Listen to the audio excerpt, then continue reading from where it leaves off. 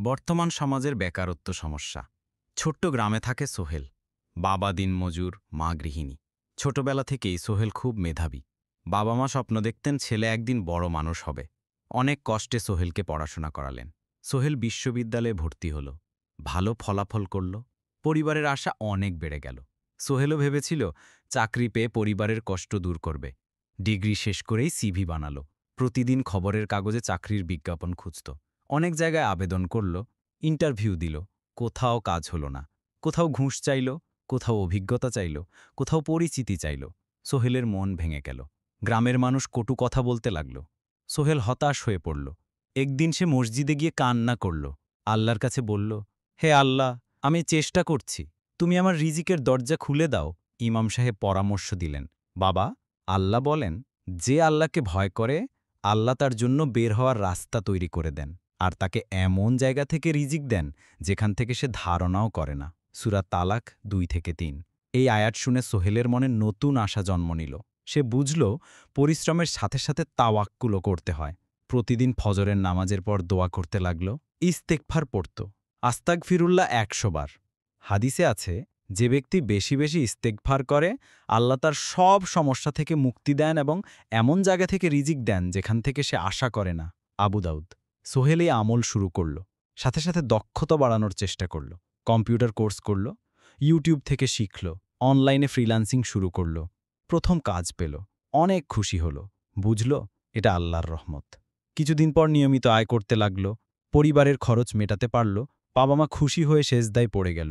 সোহেল বলল, হে আল্লাহ, তুমি ছাড়া আমার আর কেউ নেই, তোমাকেই হাজার শুকরিয়া। এখন সে গ্রামের অন্যদেরও শিখায়।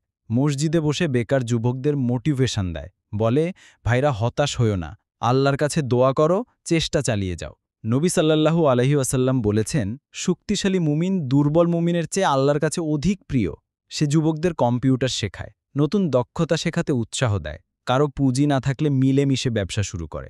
কেউ ডেলিভারি সার্ভিস করে, কেউ ফ্রিল্যান্সিং শিখে, কেউ অনলাইনে পড়ানো শুরু করে। গ্রাম ধীরে ধীরে উন্নত হতে থাকে। বেকারত্ব কমে যায়। মানুষ বুঝে বেকারত্ব শুধু অভিশাপ নয়, আল্লাহর পরীক্ষা।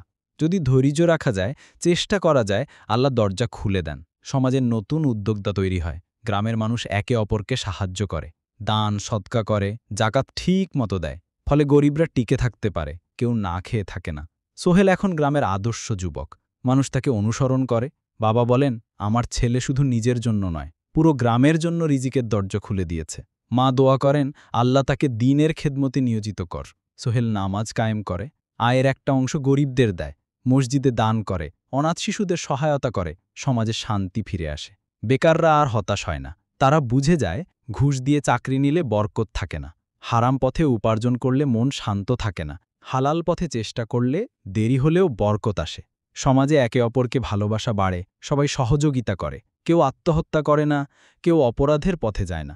যুবকেরা নামাজে আসে, কোরআন পড়ে, গ্রামের পরিবেশ বদলে যায়। সোহেল বলে, ভাইরা, রিজিক আল্লাহর হাতে, আমরা চেষ্টা করব, বাকি আল্লাহর উপর ছেড়ে দেব।